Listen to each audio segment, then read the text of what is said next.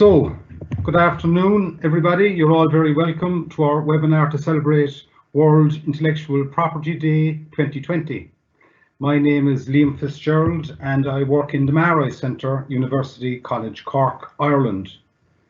The theme of this year's World Intellectual Property Day is Innovation for a Green Future.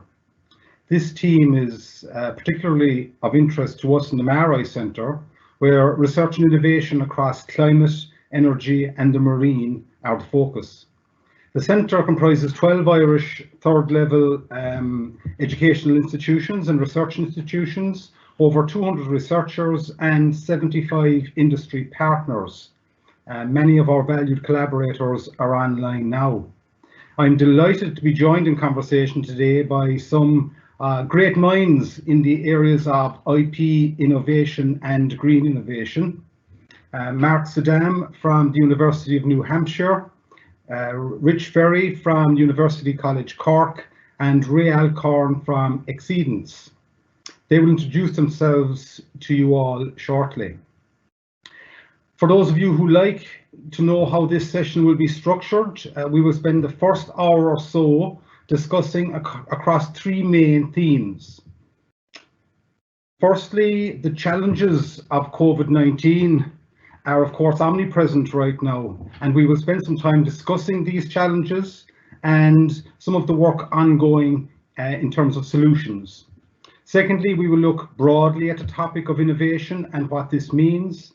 And finally, we will focus our discussion on innovation for a green future, the opportunities, the challenges, and where to next. We're of course very interested in your contribution throughout the conversation, and we would encourage you to post your comments and questions through the Q&A function on your screens. Don't worry if your comments don't immediately appear on the screen, as we need to publish them on our side as we go. We hope to spend the last 30 minutes or so of this webinar addressing some of your questions and comments. So, to introduce our first panelist today, first up we have Mark Sudan, who is Vice Provost of Innovation and New Ventures in the University of New Hampshire, Managing Director of UNH Innovation and current Chair of Autumn. Mark, maybe you might tell us about your professional background, the work you do in the University of New Hampshire, and your work as Chair of Autumn.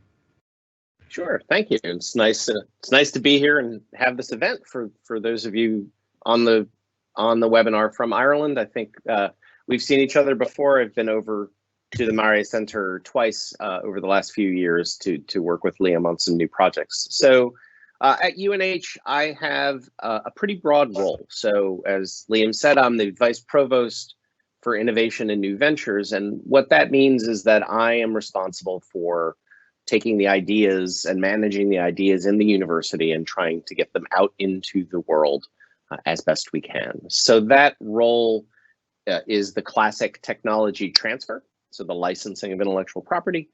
Also, our entrepreneurship center is in UNH Innovation, as are our corporate engagement, which is where we proactively work with industry. We try to go out and find their needs first, rather than just waiting for them to come to us.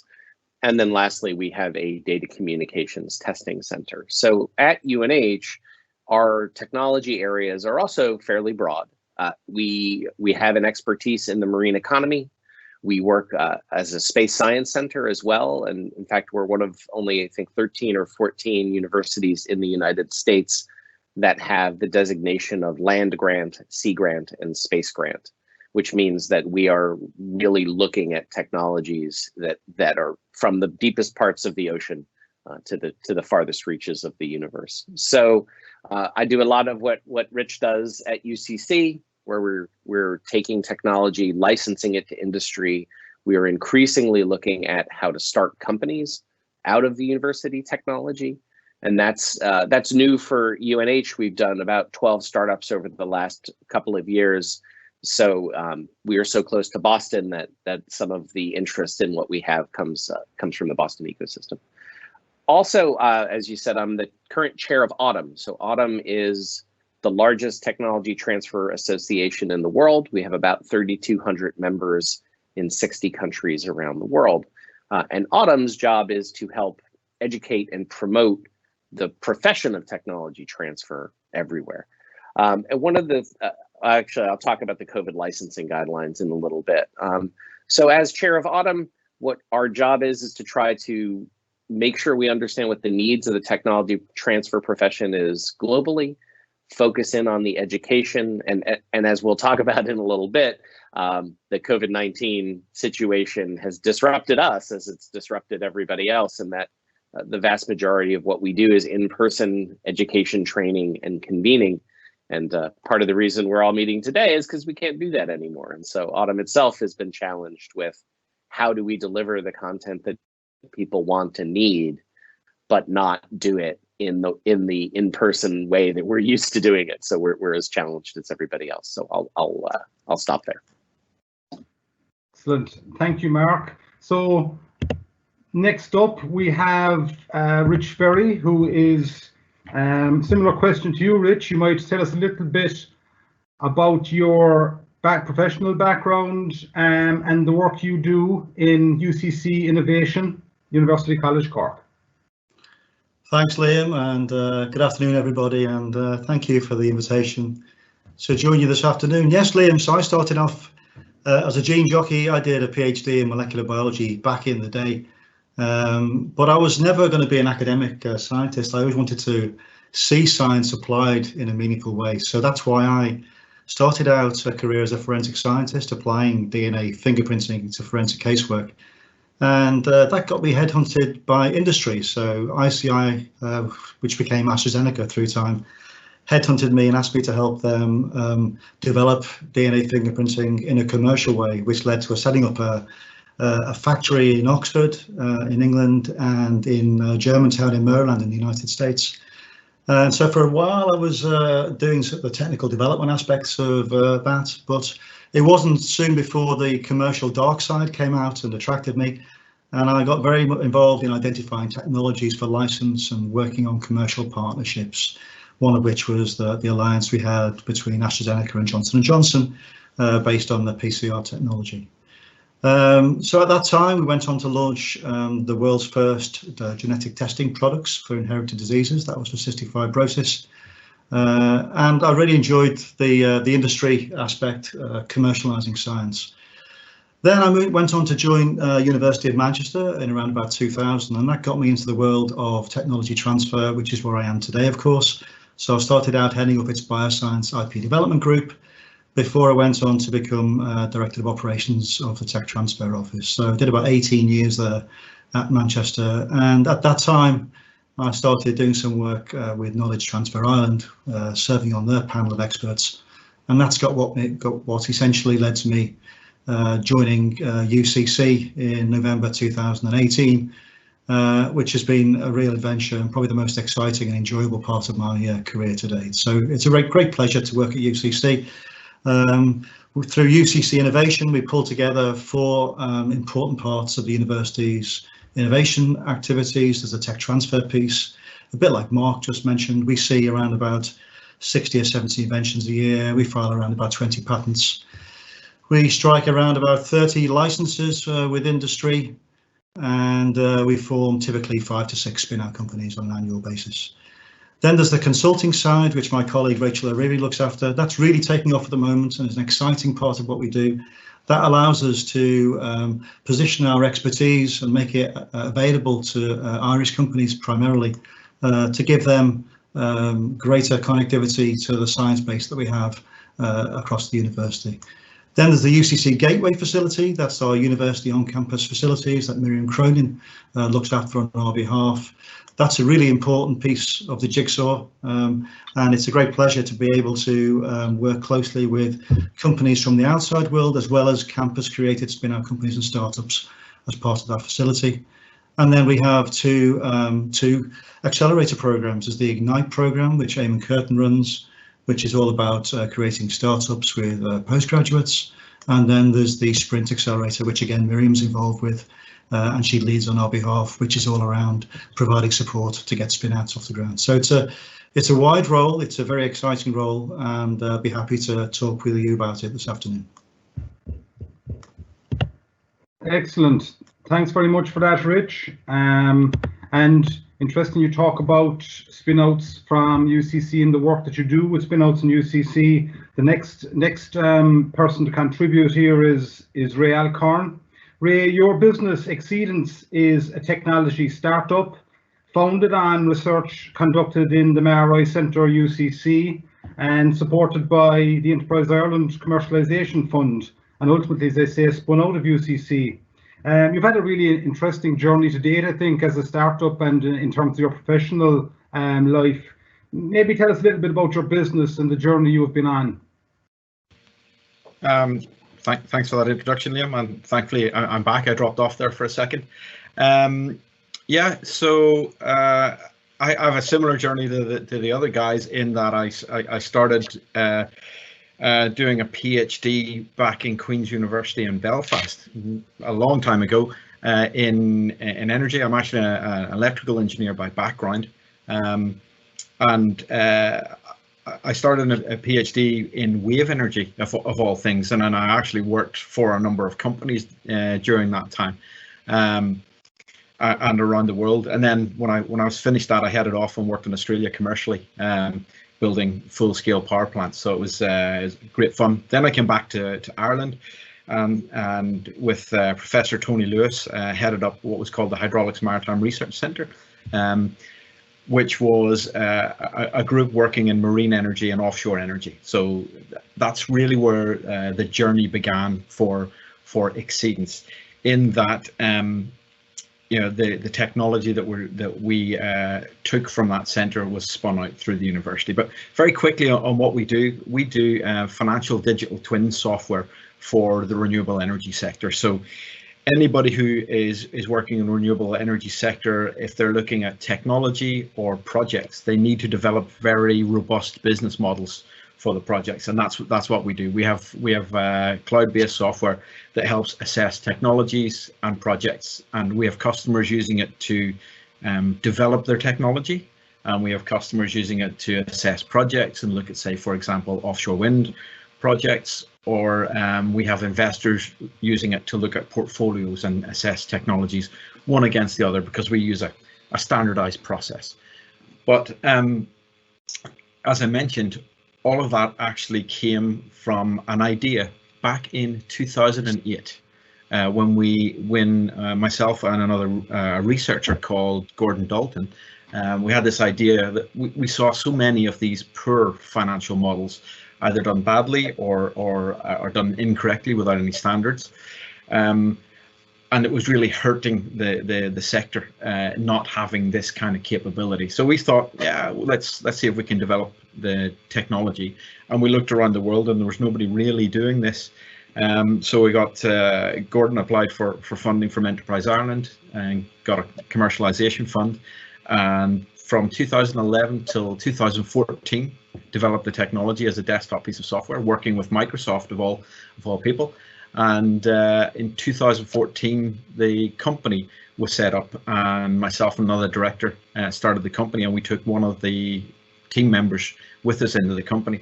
And that's a big change, because you move from academia out into the commercial world. We had to raise funding, we had to go through accelerator programs, we did some crowdfunding, and we had to take the product and see what the market thought about it. So that whole product market fit thing was very, very important. We had to develop customers, we had to work on a lot of projects, and we had to grow the team. So we actually, when we started with UCC Gateway, we actually, our first day, we moved into an office hosted by Miriam Cronin through Rich's office there. And we got some acceleration support from them, from the local enterprise office. And we moved from there through a series of different fundings and corporate growth, and now we actually rent space in the university in the Environmental Research Institute. So we're continuing to grow. We'll be hiring more people later this year. So yeah, it's a very interesting time for us, and we're continually developing, still engaged with the university as we develop our intellectual property. And since we're talking about intellectual property today, so we can hand it back to the other guys, we found it very important on our journey to know what it was we had, how we're developing it, and how that fitted with the market. And then we also, from the point of view of raising finance, it's very important for our investors to know that we have something unique, we have a USP, and that we have a license to operate with it. So it's very important for them to understand who owns it or how it's licensed in those kind of structures. Okay, thanks for that, Ray, and we'll come back maybe to some of those ideas and some of those points as we progress through the next hour or so. Just to say, Mark, you're on mute there, and I was going to ask you a question next. So you mentioned, Mark, in your introduction that you're current chair of Autumn, which is a very significant organisation. I think you've got about 3,000 members across 800 universities, businesses, government agencies, and so on, all involved in looking at spinning excellent IP out of research institutions and into business and so on and so forth. I was very interested to see in the last 2 weeks or so that Autumn published licensing guidelines specifically for the COVID-19 challenge. You might talk to us about these guidelines and also maybe the impressive rate at which universities and others are signing up to these guidelines. I think you have in excess of 70 sign-ups at this stage. So maybe talk to us a bit about that. Sure. I'm gonna test the limits of my online webinar and try to share my screen here. See if we did that. It looks like we have. So what I've put up in front of everybody is the COVID-19 licensing guidelines that Autumn put together.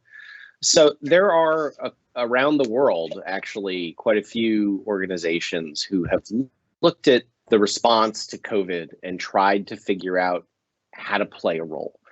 One of the things that you hear a lot when you develop early stage technology is how quickly you can complete the transaction. And right now, in a world where we're all throwing every bit of research we have at this pandemic, it was important that the oops, it seems like, all right, I think you can still see it. Sorry. Yeah. Okay, sorry, I got a bad network quality moment there. It was important that the people in technology transfer were seen as part of the solution and not, so as I like to say, that we were on our front foot, that we were participating, that we were trying to give some good IP, some good guidelines for folks. So what you have in front of you, I hope, is the three guidelines. And the first is that you might think that in a situation where everybody has to respond as quickly as possible, that the right answer is simply to give IP away, that everybody can have everything, and that's the right answer. And we felt strongly that isn't the right answer, that IP is a tool to be used. And as a tool, you can choose how and when and why you want to implement. And so we want to make sure that in this process that the IP laws around the world remain strong and that it doesn't get accidentally used as a way to weaken people's protections of their ideas. So what we try to do is create these guidelines that give a lot of control, or give even the suggestions, give control to the IP owner to decide what's best for them. But we wanted to make a statement that in number 2 here, where you can, non-exclusive royalty-free licenses in exchange for a rapid distribution of the materials.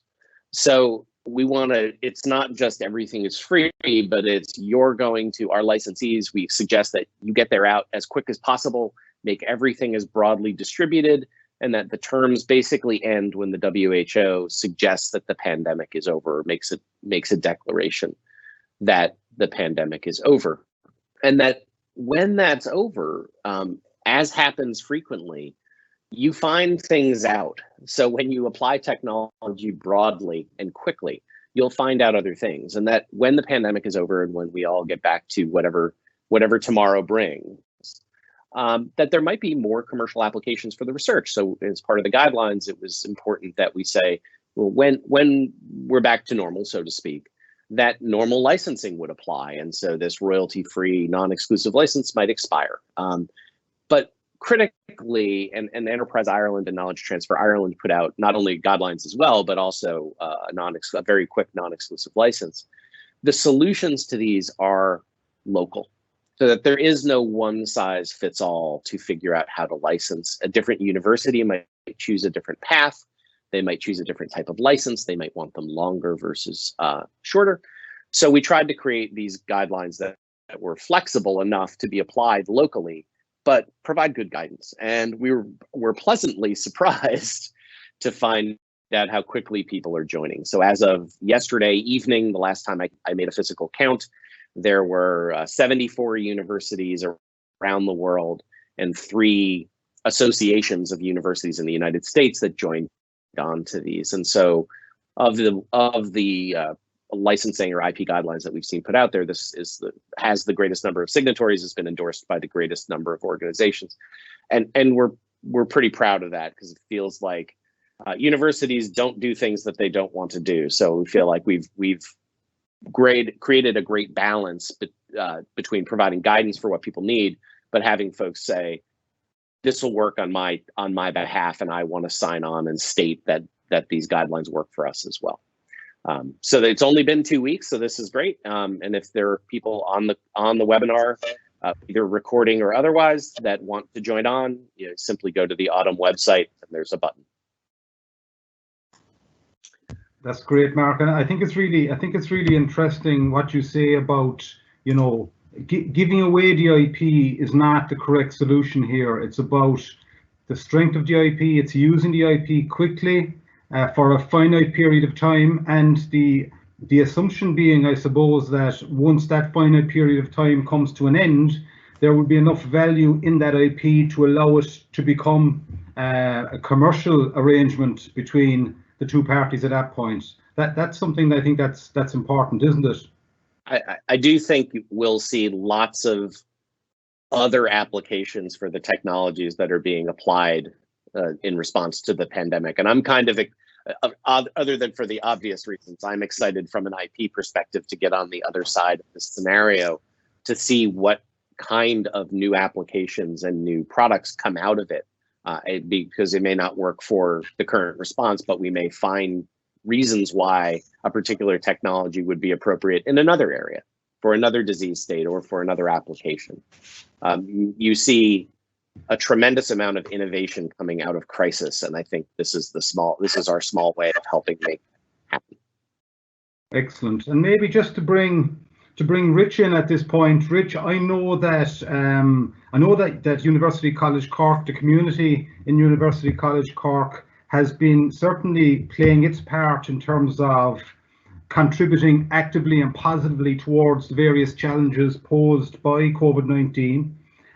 Maybe you could talk to us about some of the work being done.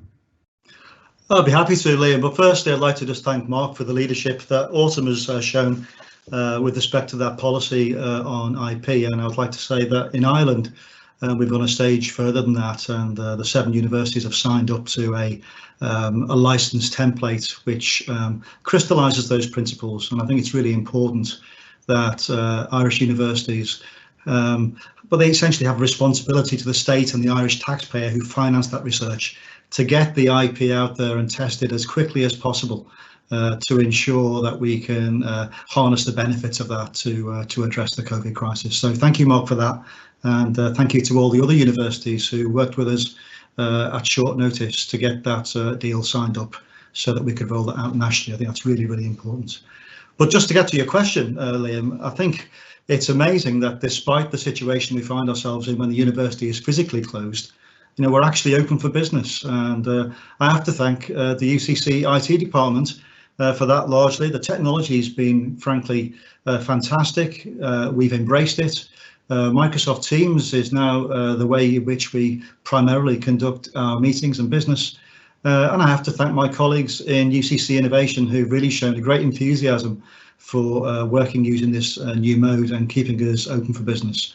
And just thinking about what that business is at this time, well, getting our technologies out there which might impact COVID and getting them promoted to industry and funders. So it's things like diagnostic tests, there are vaccine platforms, there are therapies, there's all kinds of technology that we have that we are quite happy to see licensed under this new framework.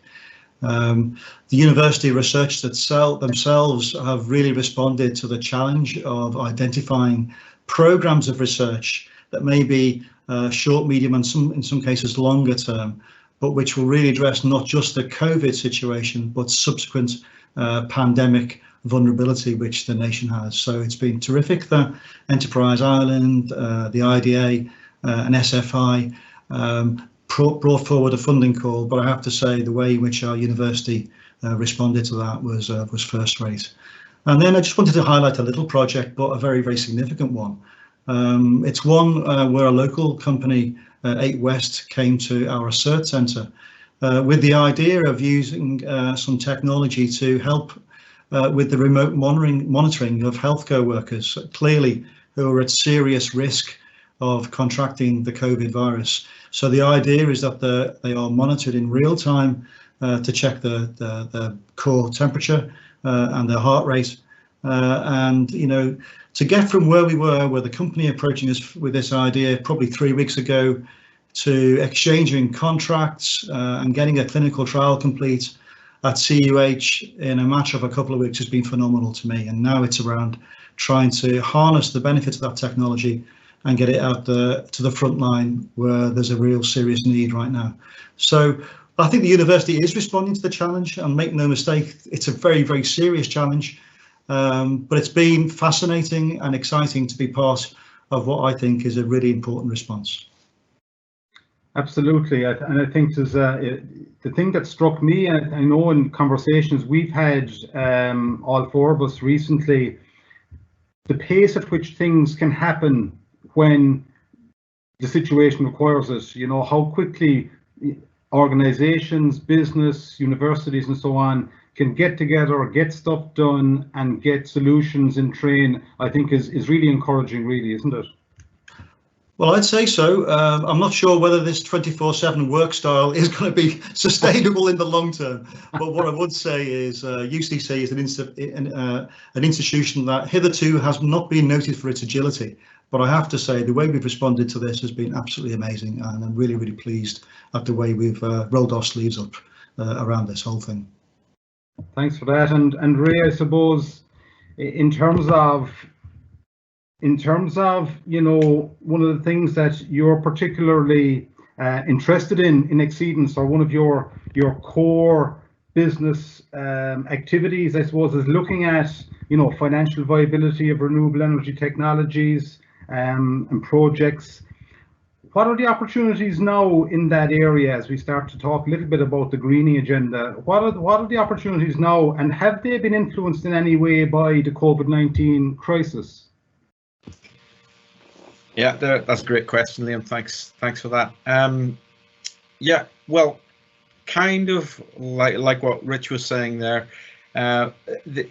Some of the impact, short-term impact that we have seen is that there is normally a schedule of a lot of industrial events, and a lot of business and ideas gets exchanged at these kind of events, and obviously they've all been cancelled or curtailed. But they're all being replaced by webinars and digital media and things like that. So, for example, we were at some offshore wind briefing activities there last week, and what we're seeing is there is no real slowdown or no delays in upcoming projects. So the pace of industry is still there. What is being seen is they're going to be there as part of the rebound, and the green projects are going to be helping to drive the economy once we emerge from this. What we've begun to see in terms of trends is that we're not going to return to normal, obviously, but we're not going to return to the energy perspective normally either. That there seems to be a lot more emphasis now on greening of the economy. So, and, you know, we've seen that in cities like Milan and Turin and places like that, where the public are not going to return to the old ways. So solutions are going to be found, but again, it is back to this idea of innovation for the market. Product market fit has to be commercial, and it has to be where the money is going to be spent. So maybe we'll come back to it later on. What I'll be suggesting for the people listening in here is to look at the the global megatrends, look where they are. So, for example, there's health, energy, food, water, climate change, and all of those things. All of those things have all been influenced by this current scenario in a very short period of time. But if you look at the climate change one, it has the potential to have a much bigger impact on all of our lives. It's just we're not seeing it or we haven't so far seen it in such a short period of time, and now we're starting to see those impacts for real, as the airway shut down and transport is reduced. So now we can start to see that some of those impacts are real. We're now going to see a new agenda as we merge out of this. I would then also look at where the money's going. So a lot of the VC funding has slowed down at the minute. A lot of the funding has actually switched over to crowd platforms at the minute. I would be looking to see where the VCs and other investors are putting their money in the green agenda when things start to pick up again, because that's really where the drivers are going to be. And as I say again, product market fit has to be commercial ideas. Absolutely, and I think it's a good point. One of the things we're seeing, I suppose, in terms of VC money, private money, investors, there has been a bit of a pause, I think, is the experience of a lot of startups and scale-ups in terms of trying to raise funding. It will be interesting to see where VC money will be attracted to after this. And as you say, Ray, I think it's a point well made.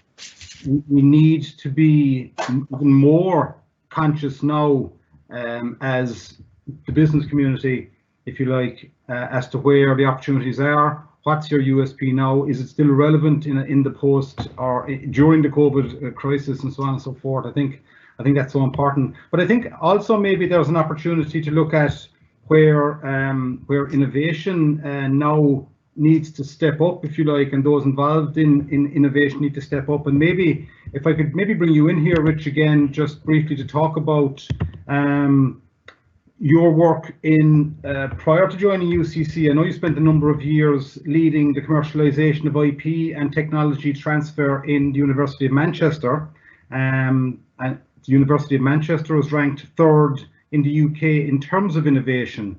So maybe you might talk a little bit about what brought the university to this ranking, and what does good innovation look like? That's a great question.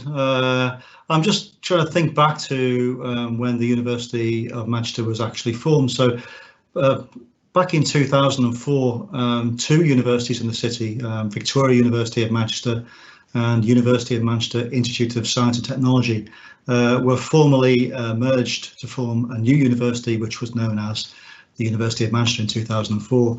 And that, at a stroke, made the university the largest single site university in the United Kingdom. So from having 2 kind of mid-ranking universities to have this one rather large university was a pivotal moment in our development. So at that point, we had scale, which was a really important feature in I think getting up the league table. But the other aspect to get you right up there at the top is to have quality. And the challenge at the time of merger was to understand where that quality was, to invest in quality, and to disinvest from areas that weren't of the right standard.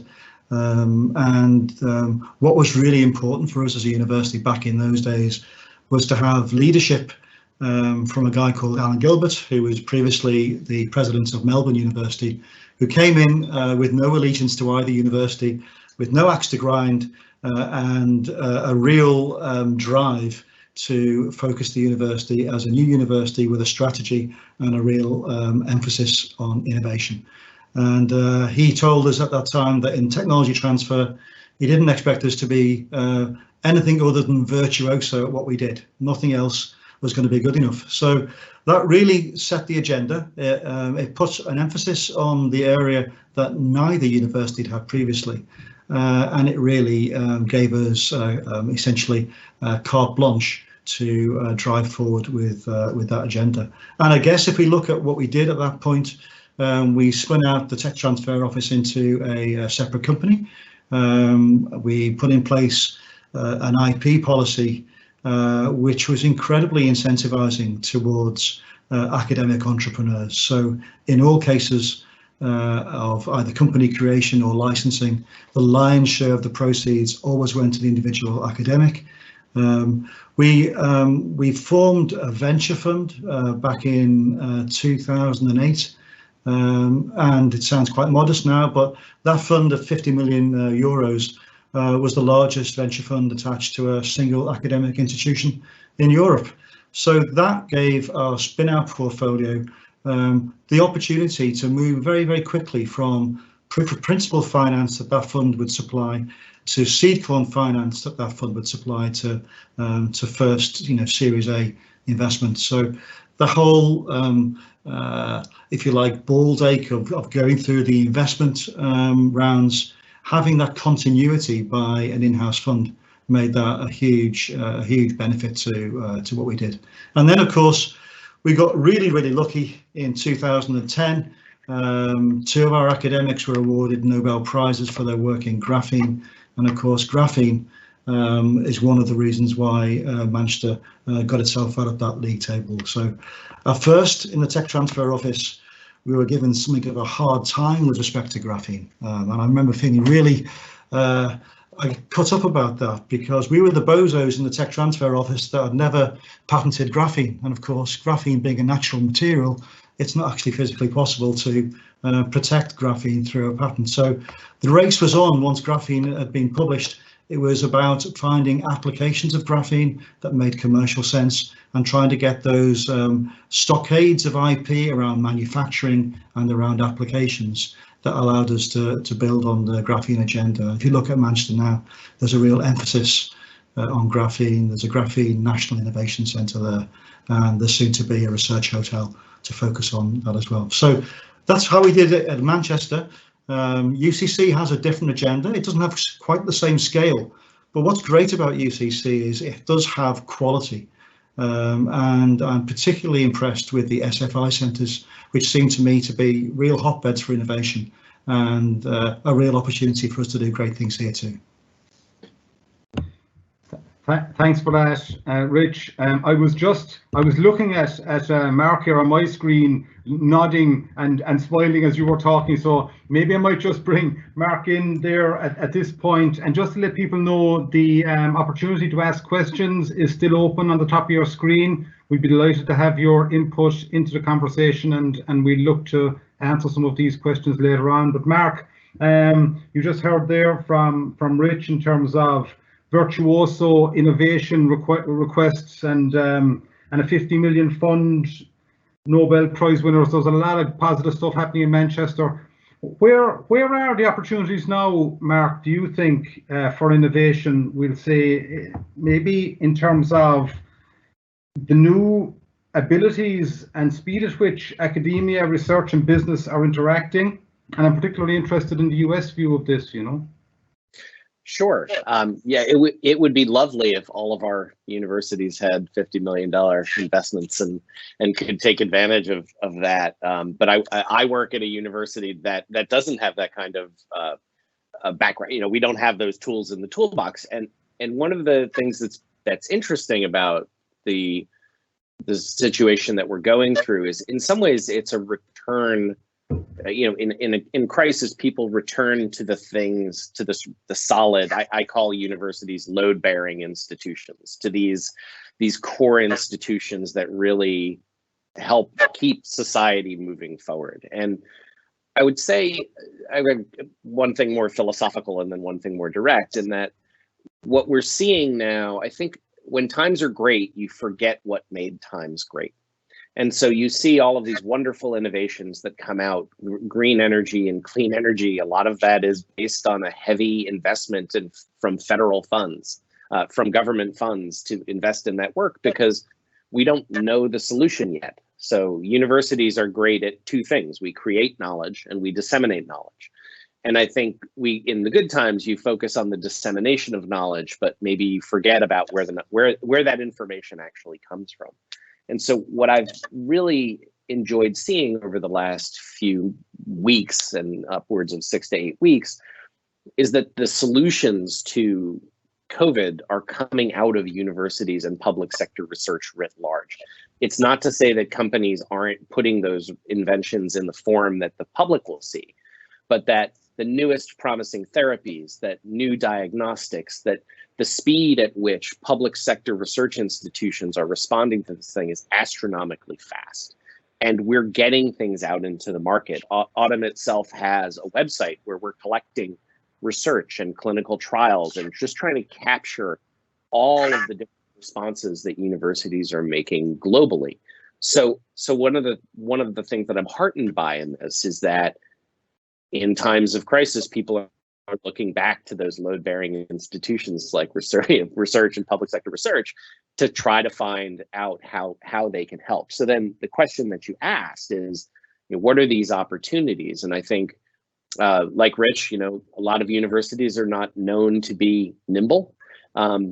The joke sometimes is that, well, we've been around for 150 years, so we have 150 years worth of mistakes that we've made that we try not to make again. So that's quite a long list.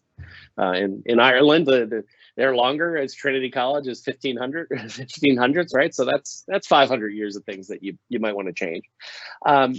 But one of the things that we're working on at UNH, which will go live in a little bit, is I think next week, is an online licensing platform where for standard technologies actually would be very appropriate. We don't have a med school, so COVID-related responses are not the driver of this, but that when we have patents that we want to license non-exclusively or software that we want to just license, that we're effectively creating the Amazon of tech transfer, where you'll be able to go online, click a button, swipe your credit card, and the license is done, and you don't actually even need to talk to anybody if you don't want to.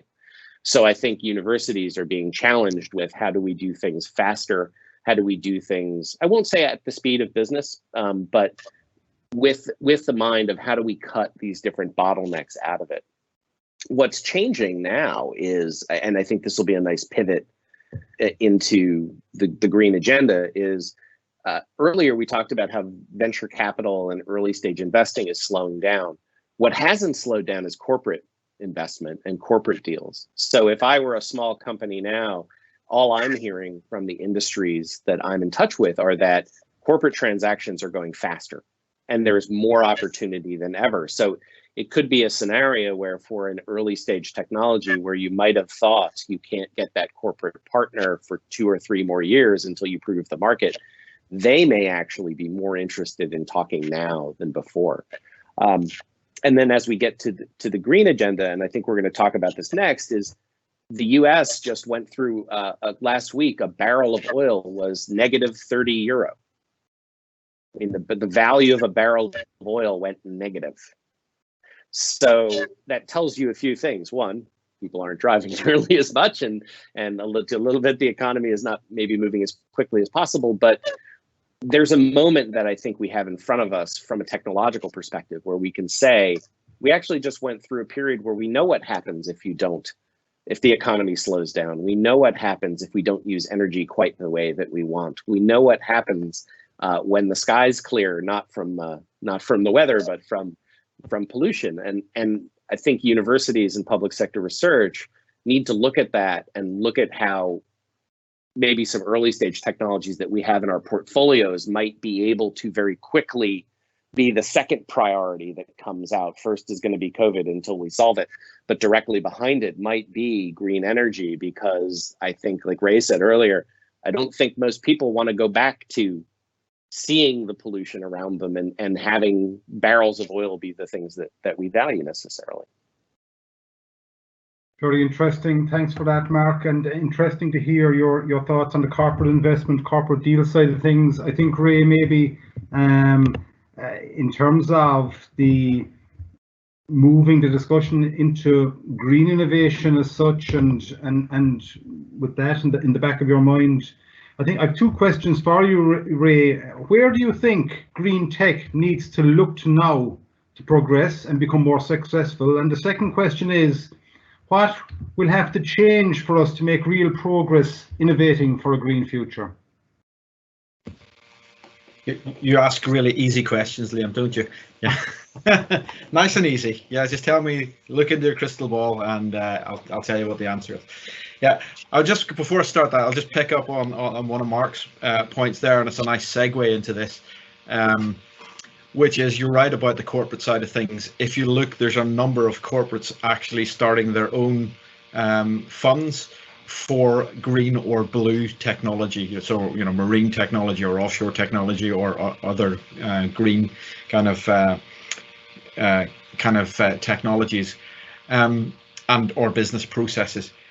But one of the drivers, I'll talk to you a little bit about technology, but we need to think about the drivers and the policies behind that technology, and that's really what's changing now. So you could originally say, yeah, we want to decarbonize, we want to get more renewable energy in there. We've got those kind of targets. These are drivers, but the corporate sector is really driving this as well in terms of they have their corporate and social responsibility, or CSR, that they have pledged. So, for example, Google is installing an awful lot of wind turbines, and they're looking at other sources as well. So they're becoming some of the drivers in this sector, and as I say, the public and the perception of climate change is also a driver for mitigation in this sector. In terms of the technology, we work in onshore wind, offshore wind, floating wind, which is becoming quite new. We have tidal energy, which again are quite new, not quite commercial just yet. They're on the cusp of it. There's some commercial tidal technology out there, but we've also been doing some green hydrogen stuff and some floating solar stuff. But what we're seeing, and I've got a couple of slides on this, if you'll indulge me for a minute. What we're seeing is in the sector, there's a big drive towards lower costs. So one of the things that we do is levelize cost of energy, which shows you how expensive a technology might be. There's a big drive in, let's say, the offshore wind sector to get down to about £40 per megawatt hour, which is incredible for where they're going. So the margins are becoming very, very slim.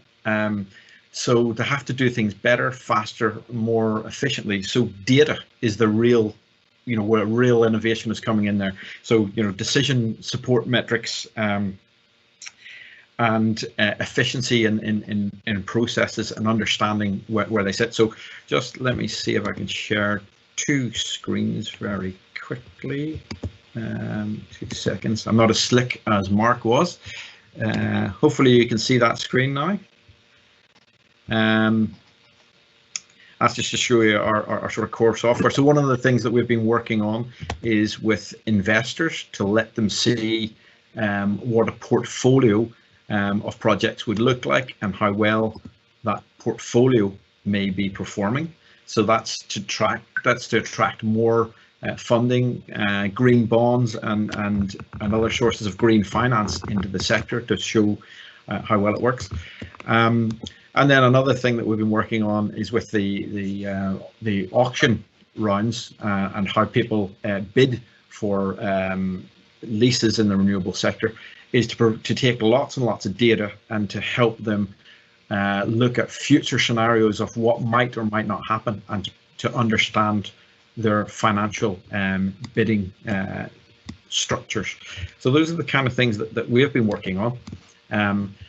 But all of that sort of goes to the innovation in terms of being able to measure, predict, and show the impact of what you're doing, and have this kind of accountability back to not only your financiers but to the public as well. So that's really some of the areas. And the last thing I'll say in the technology side of things that we've been doing is looking at the blue economy, which is more in the marine side of things. Liam, your kind of area, and also Mark, I believe you do some work in this. So again, back to these global mega trends, you're looking at water, you're looking at food, you're looking at energy. We're working with people who are looking at energy for offshore aquaculture. So getting energy offshore is actually quite difficult. To enable the sector to move offshore and produce more fish, we need energy. So we're helping companies look at solutions for that. And then we're also looking at solutions for producing fresh water from offshore energy sources like wave and tidal and offshore wind, but looking at the financial picture of that, not just the technical side of things. So there's lots of interesting things happening, lots of drivers, lots of solutions. But again, back to the final thing, which is product market fit. Absolutely has to be, commercial, and you have to be able to show how it's going to work commercially. Thanks for that, Ray. I think it's interesting to you that you brought up the whole area of marine and the opportunities in the marine, obviously. And as the National Marine Incubation Manager in Ireland, I'm very interested in that. I was also interested to hear Rich refer to AFS Consulting and the work they've done with Tyndall down in UCC. That technology they're using now for the contact tracing and so on and so forth, and the proximity work, I think is based on a technology they have called SafeTracks, which was designed and built for the marine sector. So it's interesting to see that they're moving across there. But just to ask you a follow-on question, Rich, in terms of innovation and innovating for a green future, what are your thoughts around what the opportunities are? Well, again, it's one of those things, isn't it, that we sit here today on the back of the COVID crisis, and there could well be real impacts, not just directly related to COVID, but ancillary knock-ons that play into the green area. So just take, for instance, the trend now to remote working. That well could have an impact on transportation, fewer trips to work. Essentially, then the other side of the coin is the whole issue of public transportation and the safety issues associated with crowding on trains and buses and airplanes, and to what extent the individuals who would normally commute decide to use other methods. So if we see a decanting of people from buses and trains into cars, that exacerbates the green agenda. If we see people walking and taking the bicycle, then obviously that goes in the other direction. So I think there will be a certain linkage between what we're seeing now, but I really think this crisis has given us an opportunity to rethink how we do business and to be much more reliant on technologies and the internet, and be much more judicious in when we choose to travel and how we choose to travel. Looking at the technologies that we have, clearly our university has been fortunate in having a whole range of technologies that can impact on the agenda, some of which obviously is in your area, Liam, but there's the inevitable shift from fossil fuels to sustainable biofuels, the use of solar energy and those kind of technologies. And then we have a lot of process type things which will play out in the green space. So just a couple in our pipeline I want to highlight.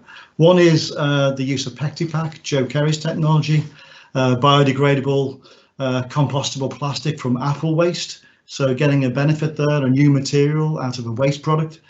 And there's another technology that Linda O'Higgins is working at, which I think is a really important way of creating omega, which would normally be from fish oil, from algae. So it's those kind of business process changes that allow us to innovate in a new way and to impact the supply chain as well as the green agenda. So I think we're at a really important time. I think the COVID crisis will play out in a number of interesting ways. I was doing some reading before about the Great American Depression and how that led to instant coffee, nylon and television, and who could have foreseen that, ahead of at that time. What happens here now is largely in our own hands, but I think it's an exciting time to be in the innovation space, and I think we're going to see some real changes to working practices, and companies are going to have to face up to change to be able to remain competitive in the new market.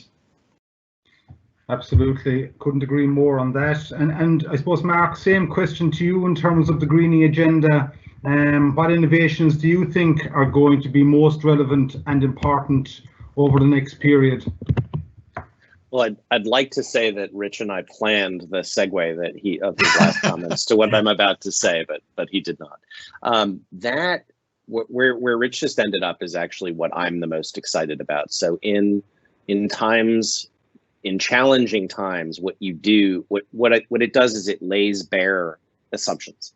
So industries have assumptions on how they work.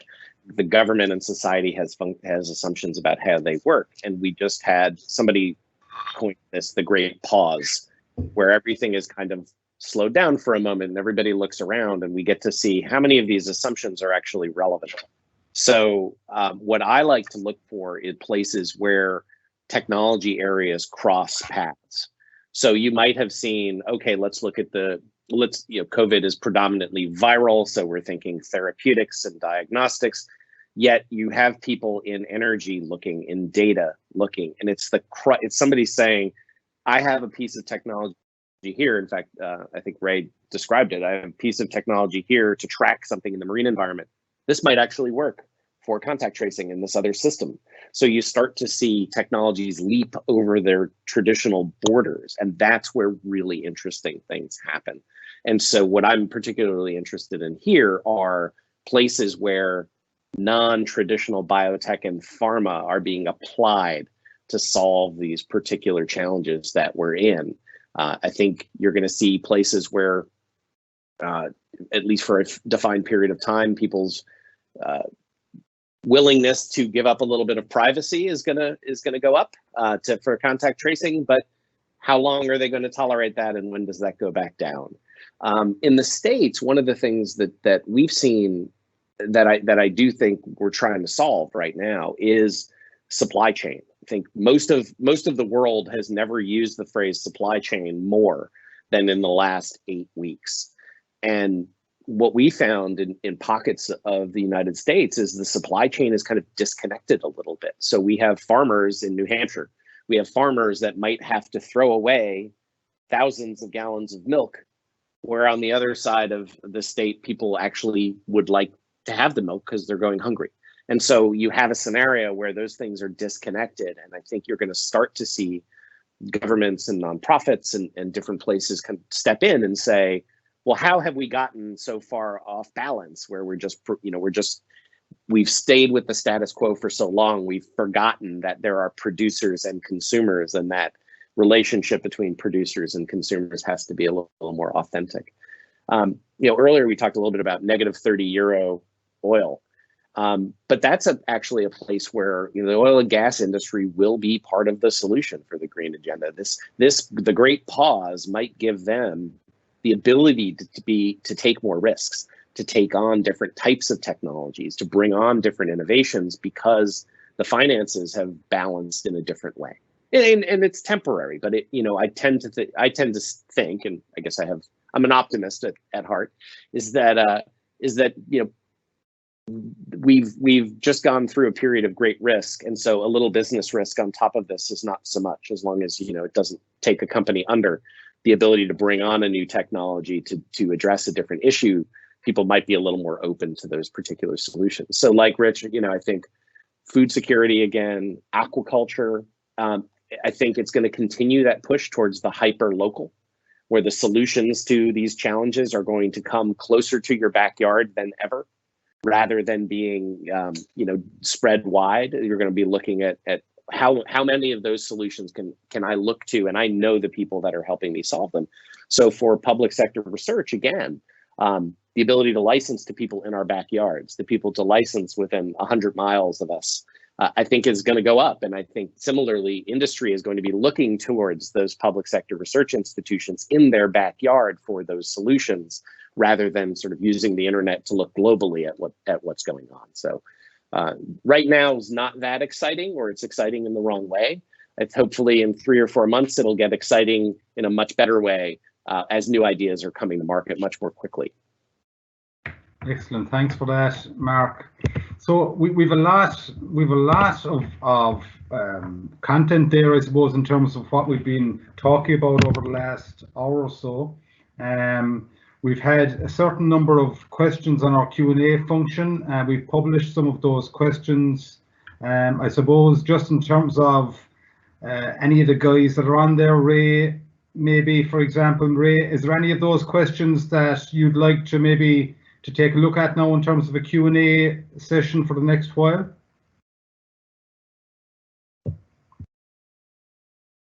Ray is on mute.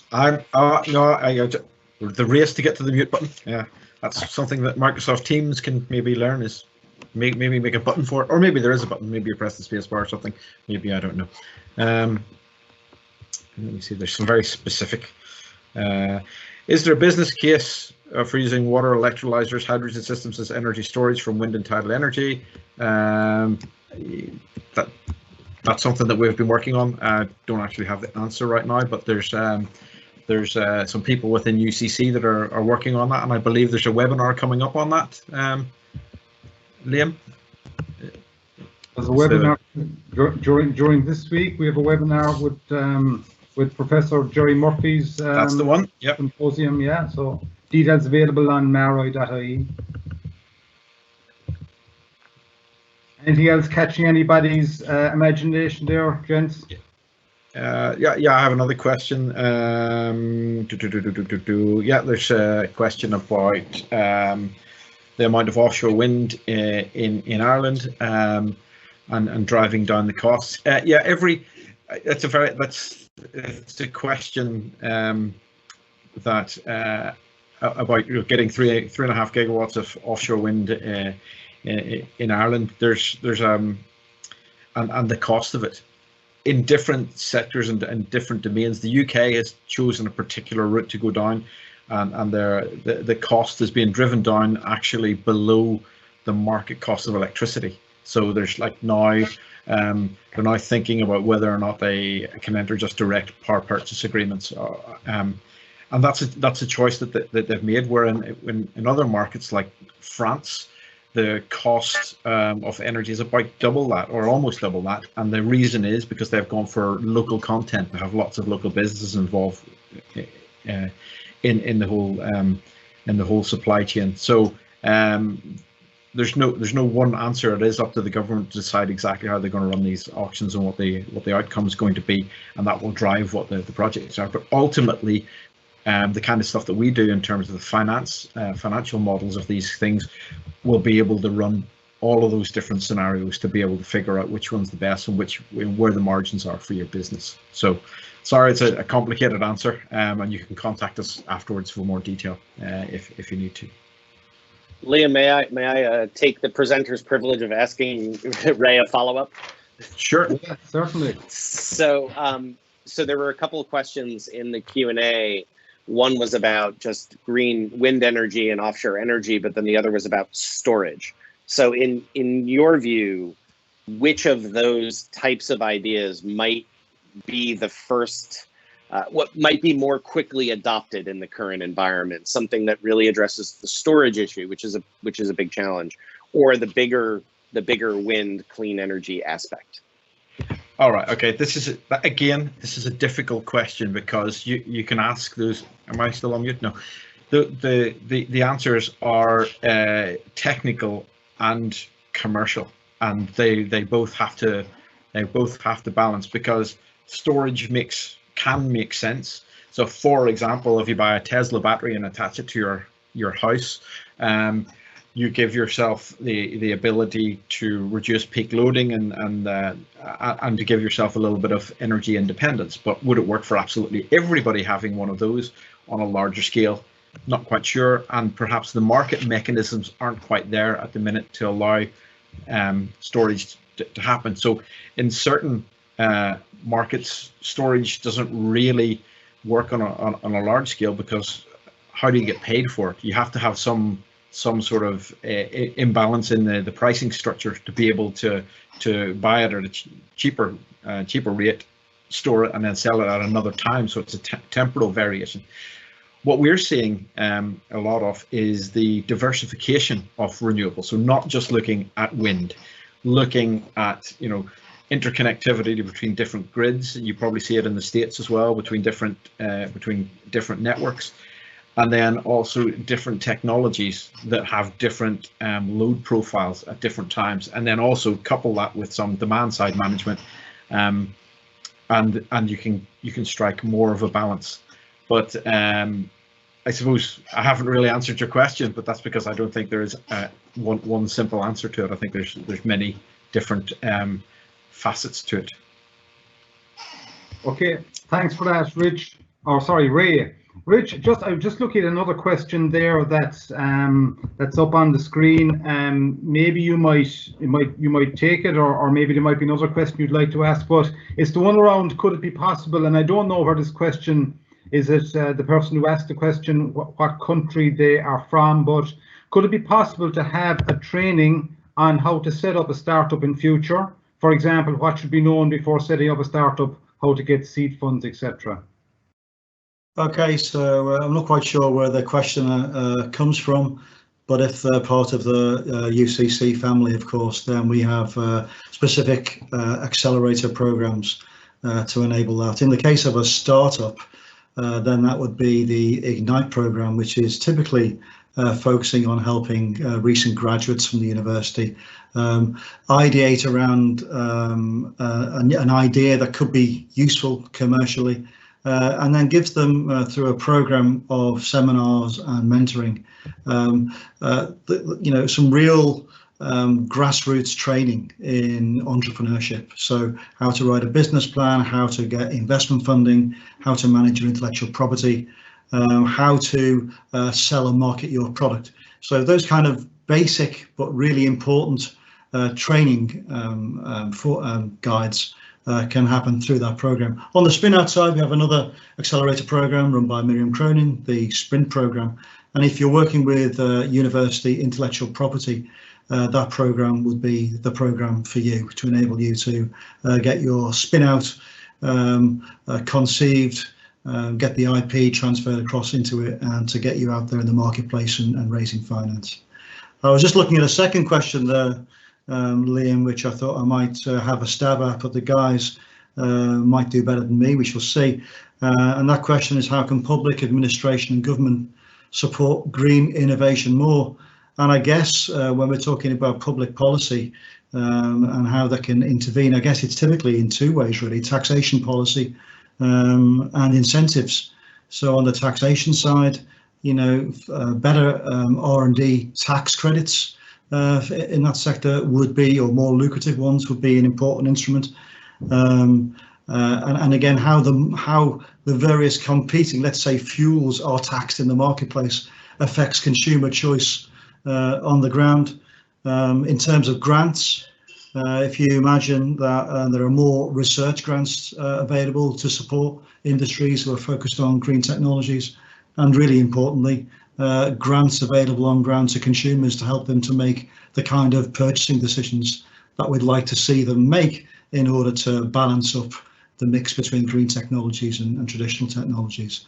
I don't know if any of the guys have got anything to say on that, but in finishing off on that point, I would say that some of the big corporates do some great work actually in that space too. So I did some work in the UK with Shell Springboard, who provide an annual competition to stimulate the development of green technologies, and the prize for that is not only investment funding into new startup green businesses, but also the kind of recognition that the Shell Award gives on an annual basis. So industry has an input there as well as government. Excellent, thanks for that, Rich. So Mark, Ray, do you guys have any questions there that you see on screen that you'd have an interest in looking at, or? Well, I'm gonna jump on what a piece of what Rich just said, and I'm gonna, for the universities on the line, I'm gonna challenge you a little bit. So one of the aspects of this that I'd like everybody to keep front of mind is when we started, when I got to put up the autumn principles of licensing, there's something very subtle in there, which is non-exclusive. And I think universities look at licensing as exclusive first and non-exclusive if you have to, or if exclusive doesn't work. And when you're talking about energy and the the green economy, it's almost impossible to think of an exclusive solution for a global problem. Meaning, if somebody came up with a new kind of gas, or petrol, would that mean people would go to one particular filling station or not? Of course not. You would want everybody to have access to this gas that would get you 100, I'm just making something up, 100 miles per gallon or something like that. And so I think when we look at our own technologies, we think, well, I want to find the company that loves me the most and will have an exclusive relationship because this is what we're taught. And I actually think this is the time to really pursue non-exclusive licensing as a more significant strategy for lots of different technologies, and for industry to really look at them and say, well, maybe I don't have an exclusivity, but we're all investing in these solutions that will lead to everything getting better over a longer period of time. And there's even a real example of this in the green energy space, which is Tesla opening up its power charging stations to the public. They have patents on them, but they just let them, anybody can use them. Anyone can use those technologies. And I think that's helped get, electric cars a little more, at least in the States, they've become a more significant solution than people thought, because we were confronted with a situation where would every car need its own charging station? And how would you know where to go? Where Tesla just said it's going to be like a petrol station where every car pulls up and every car can plug in. So I'd like us to think a little bit more, and I see there's a comment from Marie Gleason here, so that kind of weaves into what she was asking, which is these key learnings to harness the agility, is maybe looking at that non-exclusive licensing and wide distribution as a way, maybe even a preferred way for some of these technologies to get into market. Obviously, industry has to respond and say, yes, it's okay if 4 or 5 other industries are there. But whether you're talking wind power or wave power, there's not going to be a single company dominating energy in the way that we think of a company developing a therapeutic for a particular application. So I'll love to hear what the other folks have to say about that. Well, I guess that's up to me to jump in there as the only other IP guy on the panel. And I agree with Mark, and I think he must have been reading section 8.5 of UCC's IP policy, which says in order to ensure maximum exposure of IP to the marketplace, licenses will generally be non-exclusive. So that's where our university comes from. But we do recognise that in specific cases, exclusive licenses are really important to be able to maximise the benefit to society that IP licensing can deliver. So we always have to be very thoughtful about who's investing in your science in the first place, and also be tuned into the needs, in our case, of the Irish taxpayer and of the Irish economy. So non-exclusive licensing, you're absolutely right, can be and ought to be the preferred way forward. But if I look in the portfolio, the honest truth is it's balanced in the direction of exclusive licenses as we currently speak. But we're going through a change. It sounds like you are too, Mark, in that we're launching our own online software licensing portal this year, and that is going to make a massive impact in the other direction. I think we'll see lots of non-exclusive licensing coming from that. So if we were to have this seminar this time next year, I think you'll see the portfolio being balanced in a rather different way. Thanks for that. Can I jump in there as well, just to throw my 2 cents into this mix as well? So the non-exclusive licensing. So remember, we're a company out there with licensed intellectual property and developing intellectual property ourselves and making sure that we can protect it and be competitive with it. So we're at the cool face, I suppose, of the application of this. And we see what happens on the journey after it leaves a university, if you know what I mean. A lot happens after that.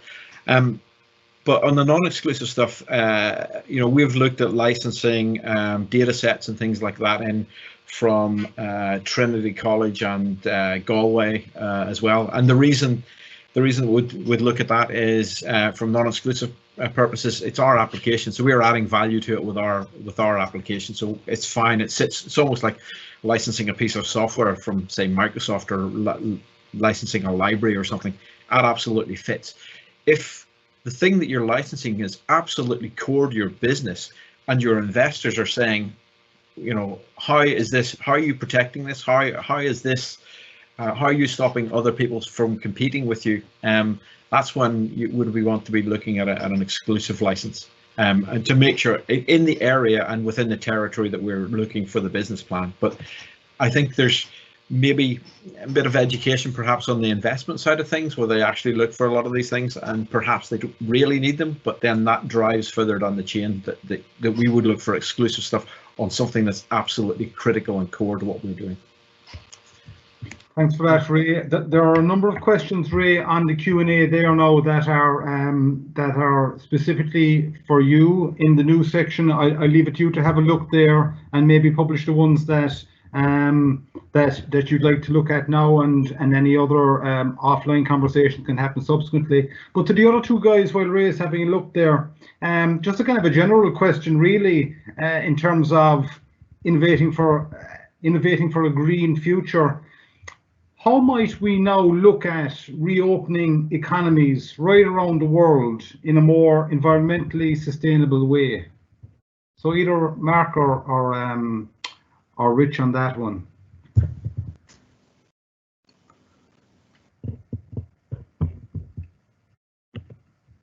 I thought Rich was going to talk, but I'll jump in first. So no, sorry. So it's a big challenge, and I think there are going to be competing interests. One is to get back to whatever normal is as soon as possible, and the other one is to get back to whatever the future looks like as quickly as possible. So I do think you'll see everything be a little smaller for a long period of time. So again, you're not going to see a restaurant that has 150 seats. You're going to see restaurants have 50 seats or 30 seats and focus more on pickup and delivery. I do again think that supply chains, especially food and food security, will become more local solutions, and that you might actually see a loosening of some restrictions, especially in the States, of who can sell to whom. So that there are more people who are acquiring their food locally, which obviously has lots of different benefits to the to environmental stability. And I'll stop there.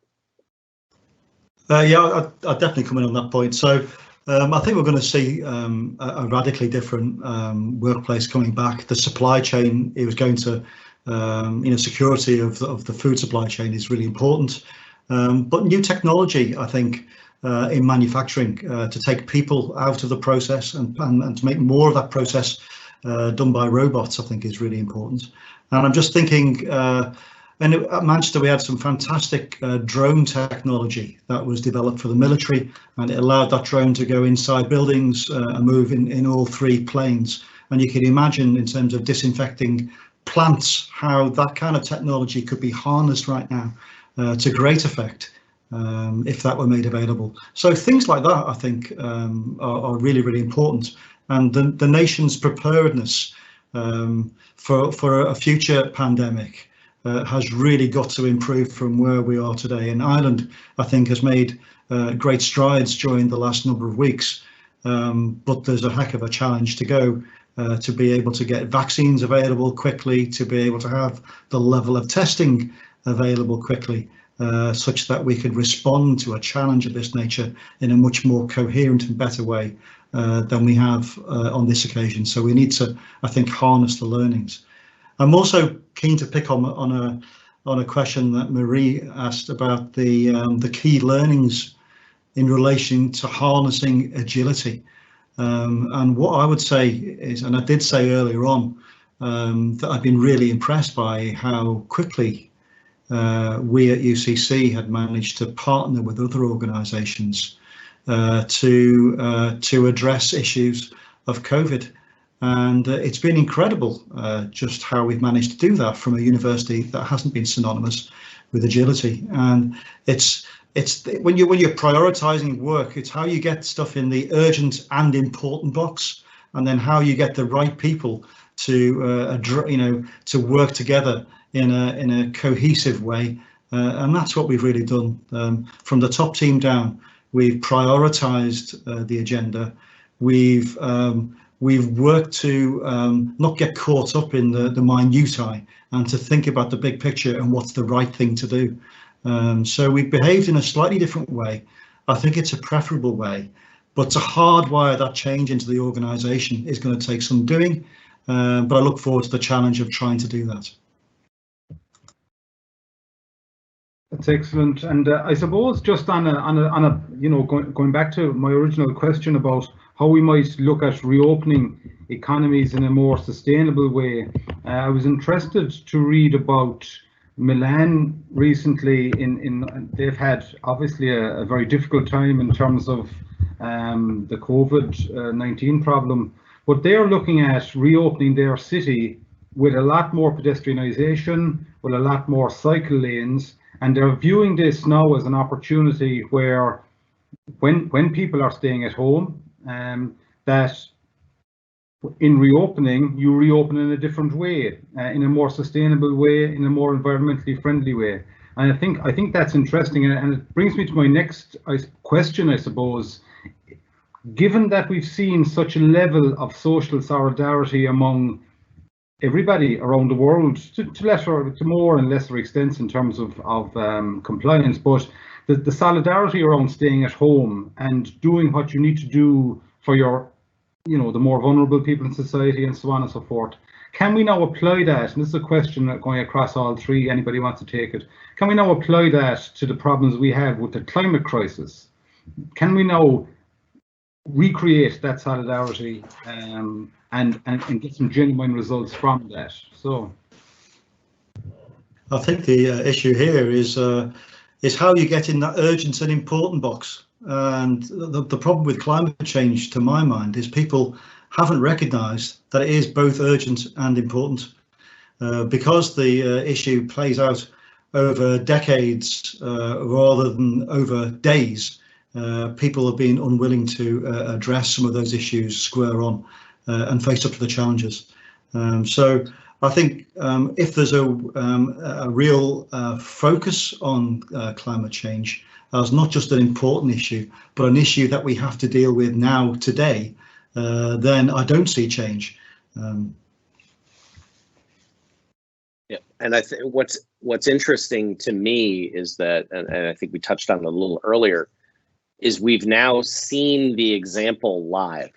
So if 6 months ago someone were to say, what would happen if we closed down the power plants, or what would happen if we stopped industry for a moment, the recovery of the environment has been pretty dramatic in a very, very short period of time. And so it has proven some assumptions that some people have wanted to prove for a really long time on the effect of man on the environment, and it is making, I think, things probably a little uncomfortable for certain sectors of the economy, because we do see what happens. The benefit has been so much greater, so much more quickly than I think anybody would have guessed.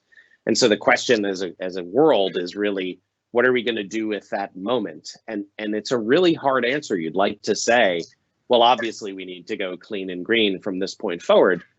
But the economic reality is that people need to get back to work, and people want their jobs, and people want their energy, and not all the solutions around burning fossil fuels. But we have proven a point of the impact of the current way of doing things in a very short period of time. And I think you're going to see some countries say, we want to continue as much of that as we possibly can. And so things that we previously would have said are not possible, we've actually just seen as possible. And it's a moment in time that I'm fascinated to see what society is going to do with it. Absolutely, it is. Ray, I'm interested in your thought on that too. Yeah, absolutely. I've been thinking a lot about this recently, and the parallels, but between this global crisis and the underlying global crisis of climate change. It's there. It's just as real, and it's just well, it's possibly way more impactful than what we've seen here. But there's an opportunity for two things. There's an opportunity for strong leadership, and with all the different actors in the ecosystem. But what I'm saying, within Europe, there's the European Green Deal. I think Tony Lewis, my old boss, asked the question about that. So there's the European Green Deal about decarbonisation and being first low carbon continent on the planet. But that needs to be followed up with investment, not just government investment. It has to come from the corporate sector, it has to come from the private sector. There needs to be innovation in that mix as well. But the thing that we might get out of this crisis is this groundswell of support, from the ground up, from the public, to make that happen. So you need to have all those pieces in there. You need to have policy, you need to have the drivers, you need to have the money, and you have to have the will of the people to be able to do it. And that that is something that hitherto has been not lacking, but there hasn't been an urgency there. So maybe now, with time, with some leadership, we can get a lot further a lot quicker. And it's maybe we'll look back on this as the paradigm shift. Okay, thanks for that, Ray. I'm conscious there are a number of questions that were asked, Ray, that we're getting a little tight on time. So maybe just to say that you can take those conversations offline and deal with those with the individuals involved. We're coming up towards the end of our session, so I just want to say I hope you enjoyed the session. I want to say a special thanks to our three contributors, to Mark, to Rich, and to Ray. All three and myself, we're all on LinkedIn, we're on Twitter, we're accessible. If anybody wants to contact us at any stage, we're available for that. As I say, hope you enjoyed the session, and I think we'll leave it bang on time at that. So thank you, everybody. Enjoy your evening and stay safe. Thanks, everybody. Goodbye. Yeah. All right, bye. Appreciate it. Okay. Thanks for the opportunity.